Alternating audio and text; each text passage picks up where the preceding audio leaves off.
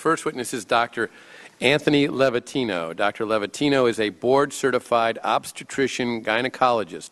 Over the course of his career, Dr. Levatino has practiced obstetrics and gynecology in both private and university settings, including as an associate professor of OB/GYN at the Albany Medical College. And Dr. Levatino, we'll begin with you. Welcome. Thank you, Chairman and members of the committee. I only have 5 minutes, so I'm going to get right to it. Second trimester D&E abortions performed between roughly 14 and 24 weeks of gestation. Your patient today is 17 years old. She's 22 weeks pregnant. Her baby is the length of your hand plus a couple of inches. And she's been feeling her baby kick for the last several weeks, but she's asleep on an operating room table. You walk into that operating room scrubbed and gowned, and after removing laminaria, you introduce a suction catheter into the uterus. This is a 14 French suction catheter. If she were 12 weeks pregnant or less, basically the width of your hand or smaller, you could basically do the entire procedure with this. But babies this big don't fit through catheters this size. After suctioning the amniotic fluid out from around the baby, you introduce an instrument called a Sofer clamp. It's about 13 inches long. It's made of stainless steel.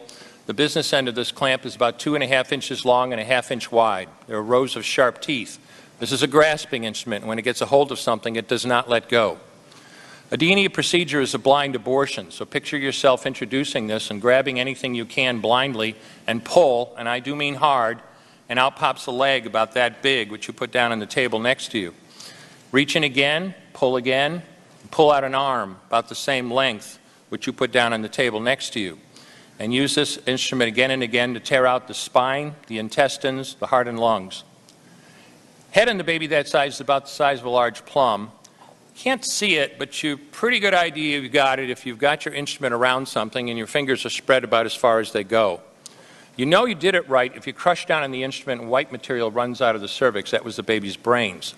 Then you could pull out skull pieces. And you have a day like I had a lot of times. Sometimes a little face comes back and stares back at you. Congratulations, you just successfully performed a second trimester D&E abortion. You just affirmed her right to choose. Why did you end your practice of doing abortions? I did over 1,200 abortions over a 4-year period in private practice, not counting the ones that I did during my training.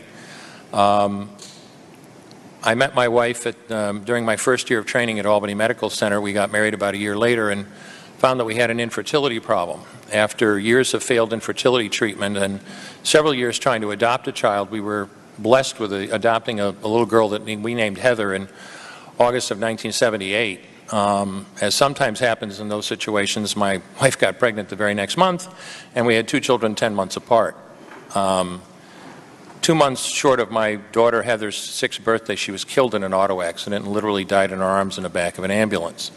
Anyone who has children might think they have some idea of what that feels like, but unless you've been through it yourself, you have no idea whatsoever.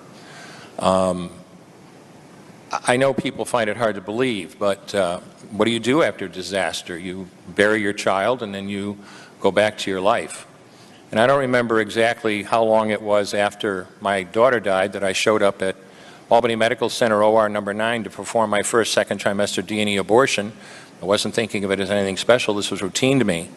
But I reached in, literally pulled out an arm or leg and got sick.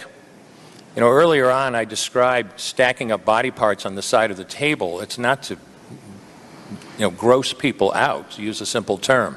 When you do an abortion, you need to keep inventory. You have to make sure you get 2 arms and 2 legs and all the pieces. If you don't, your patient's going to come back infected, bleeding, or dead. So I soldiered on and finished that abortion.